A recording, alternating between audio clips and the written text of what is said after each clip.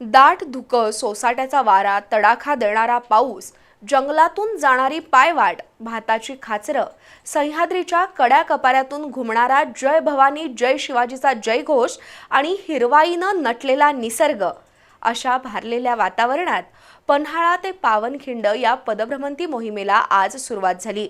स्वर्गीय आनंदराव पोवार प्राचीन युद्धकला प्रशिक्षण संस्थेच्या वतीनं ही मोहीम आयोजित करण्यात आली आहे। कोल्हापुरातील स्वर्गीय आनंदराव पोवार प्राचीन युद्धकला प्रशिक्षण संस्थेच्या वतीनं पन्हाळा ते पावनखिंड मोहिमेचं आयोजन करण्यात आलंय। यंदा या मोहिमेचं 41वं वर्ष आहे। या मोहिमेत 6 वर्षाच्या मुलापासून 60 वर्षांच्या आजोबांपर्यंत अनेक अबालवृद्ध सहभागी झालेत।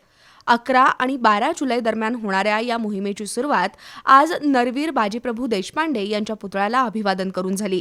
दरम्यान संस्थेच्या मावळ्यांनी लाठीकाठी, तलवारबाजी, दांडपट्टा या प्राचीन युद्धकलांचं चित्तथरारक सादरीकरण केलं। मोहीम प्रमुख पंडित पवार, शहर अभियंता नेत्रदीप सरनोबत, उपमहापौर अक्षय जरग, माजी नगरसेवक ईश्वर परमार यांच्या हस्ते बाजीप्रभू देशपांडे यांच्या पुतळ्याचं पूजन झालं। त्यानंतर शिवगर्जना आणि प्रार्थना झाली। यानंतर भगवा ध्वज दाखवून मोहिमेला प्रारंभ झाला। खडकाळ वाटेवरून प्रवास करत शेकडो मोहीमवीर पावनखिंडीत पोचले।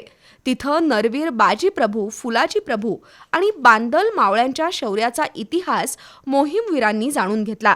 पावनखिंडीतील स्मारकांना अभिवादन करून मोहीमवीर रविवारी रात्री कोल्हापूरच्या दिशेनं परतणार आहेत। यावेळी पत्रकार गौरव डोंगरे, प्रल्हाद पवार, सर्वेश पोवार, निखिल पोवार, राजू मगदूम, पप्पू नलवडे, अनिल खडके, विनय गुरव, रवी दुर्गे, गणेश साळुखे, अरुण पोवार, प्रतीक पाटील, विक्रम शिंदे, सुप्रिया शिंदे, अनिल पाटील, निलेश हरणे यांच्यासह मान्यवर उपस्थित होते।